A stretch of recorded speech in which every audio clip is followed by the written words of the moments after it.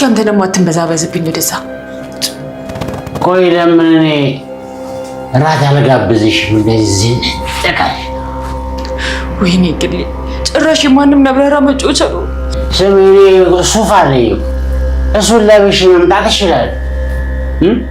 ስካሬም ቢሆን እኮ እዛ ሆቴል ሄደን ሜኑ ሲመጣልኝና ሂሳቡን ሳይ ለነፍሶ ኪስ ውስጥ ምንም ገንዘብ ከሌለው የፈረንጅ ሬሳ እንጂ ሌላ ምን አይነት ስም ሊወጣለት ይችላል? ለነገሩ ከዛ ከአብርሽ አንተ ትሻላለህ። ቢያንስ አንተ ጥሩ ልብ አለ። ይልቅ ያንቺ ያልሆነውን ሰው ስታሳድጂ በራስሽ በልክሽ የተሰራውን ሰው እንዳታጭ ተጠንቀቂ። ትትና ደህና ነሽ አይደል? እንዴ ይሄ አብርሽ ነው አይደል? አይገርምም? ምንም ያላደረገችኝን ሴት ለመጉዳት ብዬ ከሚያስጠላኝ ሰው ጋር ወይም መጠጣት ይማመን አልችልም። የግሌ እባክሽ ከቤት ተነጋግረን ነው የወጣነው አይደል? አንቺን ለማፍቀር የቻልኩትን ሁሉ አደርጋለሁ ብዬሻለሁ። ትተናኛን እያየች በጣም እየተቃጠለች ነው። እኔን ደግሞ እያቃጠለኝ ያለው ያንተ እሷ ላይ ማፍጠጥ ነው። ቆይ እኔ እዚህ ለምንድን ነው የመጣሁት ታውቃለህ? አላውቅም። አየህ እሱን እንኳን አታውቅም።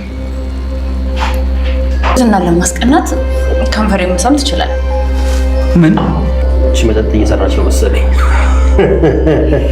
ከኔ ጋር መደምሰት ፈልግ ትትና እያደረግሽ ያለሽው ነገር አብርሽን ለማናደድ ከሆነ በጣም ተሳስተሻል። ለምን እንደዛ አልከኝ? አብርሽን ትወጂዋለሽ እንዴ? በገዛ ፈቃዴ ራሴን ከዚህ ጨዋታ አግልያለሁ። እንደፈለጋችሁ መሆን ትችላላችሁ። እሺ ዞር በልልኝ። አንተ ማትረባ ኩርንችት የወሰድከው መልስ፣ አለበለዚያ በእጄ ነው የምታፋው። እሰይ አንድ ተቅብ ይጠጥ ሰማኛል። ገንዘቡ እንደሆነ አታገኙ። ትራስ በደበቁ ገንዘብ ነበር ለፍቅረኛ ቤት ልትከራይላት የነበረው። ይኸውልህ ትመልስልኝ እንደሆነ መልስልኝ፣ ካልሆነ በእጄ ነው የምታፋው። እሺ ወንድነት ነካኛል። ትህትና እንግዲህ ትልቅ ስህተት ሰርታለች ማለት ነው። ምክንያቱም አብርሽን አስቀናለሁኝ ወይም ደግሞ አብርሽ ይወደኛል ወይስ አይወደኝም የሚለውን ነገር ለማረጋገጥ ብላም ከመድብል ጋር የራት ቀጠሮ አድርጋ ነበረ ማለት ነው። ስለዚህ አሁን ላይ እንግዲህ ትህትና እራሷ ባጠመደችው ወጥመድ እራሷ ግራ ተጋብታለች። በዚህ ላይ ደግሞ አብርሽ አሁን ላይ እንግዲህ ትህትናን አልወድሽም ይበል እንጂ እያለ የባፉ ያውራ እንጂ ለትህትና ስሜት አለው ማለት ነው። እሷም እንግዲህ ስሜቷና ወይም የምትወደው አብርሽን እንደሆነ አረጋግጣለች። ምክንያቱም የራት ግብዣው ከመድብል ጋር ቢሆንም ሙሉ ልቧና ሀሳቧ ግን ከአብርሽ ጋር ነበረ ማለት ነው። እንግዲህ ይሄንን ነገር መድብልም ያስተዋለው ነው የሚመስለን ማለት ነው። ከሱ ጋር ሆና አብርሽን እያየችው ነበረ። ስለዚህ መድብልም እንግዲህ በቀጥታ ነበረ የጠየቃት ማለት ነው። አብርሽን ትወጅዋለሽ ወይ የሚል ጥያቄ ጠይቋታል። እሷ ግን አጥጋቢ መልስ አልመለሰችለትም ማለት ነው። አብርሽም በበኩሉ እንግዲህ ትህትናን አስቀናለሁ ብሎ በግሌ ህይወትና በግሌ ልብ እየተጫወተ ነው ያለው ማለት ነው። እንግዲህ የግሌ አብርሽን ምን ያህል እንደምትወደውና እንደምታፈቅረው ከመቼውም በላይ ዛሬ አይተናል ማለት ነው። ምክንያቱም አብርሽ ትህትና ያለችበት ድረስ የግሌን እራት ለመጋበዝ ይዞ ሄዶ ነበረ። ግን ደግሞ ከግሌ ጋር ይቀመጥ እንጂ ሙሉ ሀሳቡ ከትህትና ጋር ነበረ።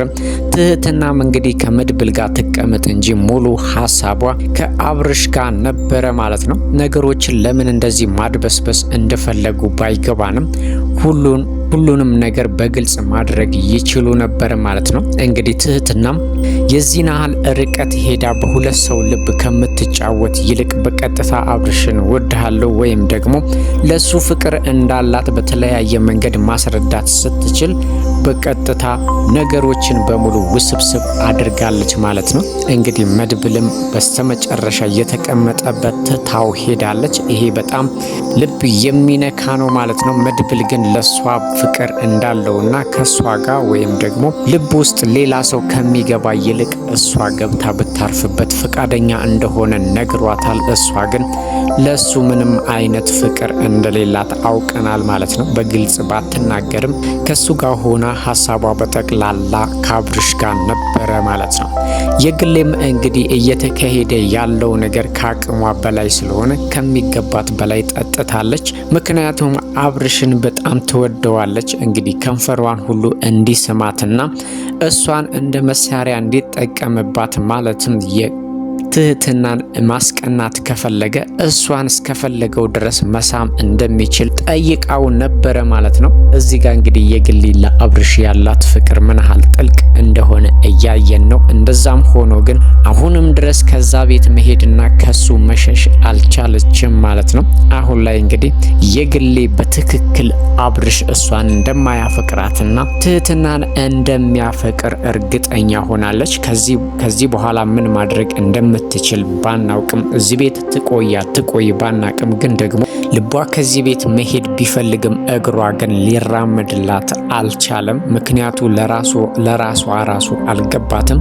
ግን በእርግጠኝነት ካሁን በኋላ ለአብርሽ ያላት ስሜት እንደሚቀዘቅዝ ግልጽ ነው። ምክንያቱም አብርሽ በአፉ ትህትናን አልወዳትም ይበል እንጂ ሙሉ በሙሉ ሀሳቡም ሆነ ልቡ እሷ ጋር እንዳለ በግልጽ አውቃለች ማለት ነው። ለሷ ፍቅር ባይኖረው ኖሮ ማለትም አብርሽ ትህትናን ባይፈቅራት ኖሮ ያለችበት ድረስ እንግዲህ የግሌን አስከትሎ የግሌን መጠቀሚያ ወይም ደግሞ ትህትናን ለማበሳጨት ወይም ለማስቀናት ብሎ የግሌን ይዞ አይመጣም ነበረ ማለት ነው። ስለዚህ ከግሌ ጋር ተገናኝተው ተመካክረውና አውርተው ነበር ያንን ነገር ያደረጉት። የግሌ ግን ለሱ ፍቅር ስላላት እሱ በሚያሳየውና እሱ በሚያደርገው ነገሮች በሙሉ በጣም ተበሳይታ ከመጠን በላይ ጠጥታለች ማለት ነው። ከአቅሟ በላይ ስለጠጣችም እንግዲህ አብርሽ ተሸክሞ ነው እቤት ድረስ የወሰዳት ማለት ነው።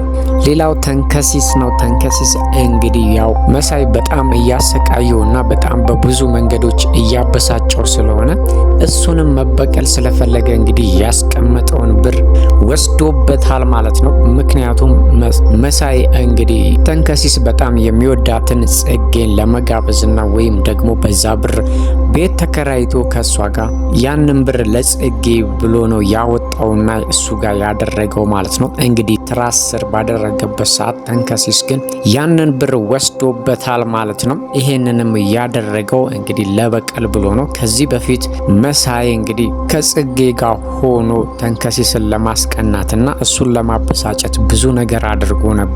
ተንከሲስም እንግዲህ ይህንን በቀል ወይም ደግሞ የዚህን አጠፋ እንደሚመልስለት እያወራ ነበረ ማለት ነው። ዛሬ እንግዲህ እድሉን አግኝቶ ለጽጌ ያሰበውን ብር ወስዶበታል ማለት ነው። በዚህ ምክንያት መሳይ ከሚገባው በላይ ተበሳጭቷል። ከዚህ በፊት እንግዲህ እነዚህና ብዙ ብር ወስደውበት ነበር። አሁንም እንግዲህ ተንከሲስ ወስዶበታል።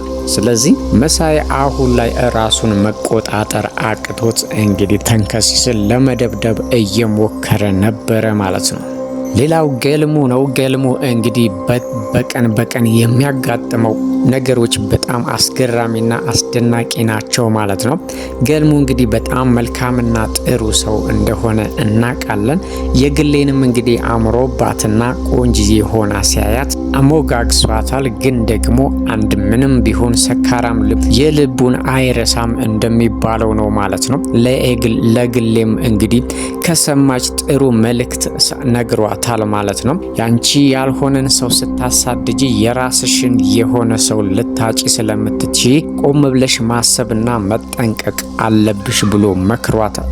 የግሌም በገልሙ አነጋገር ብትገረምም ወይም ደግሞ ምን ለማለት እንደፈለገ በግልጽ ባይገባትም ግን ደግሞ ገልሙ በጥሩ ልብና መልካም ሰው እንደሆነ እንግዲህ አልካደችም ማለት ነው።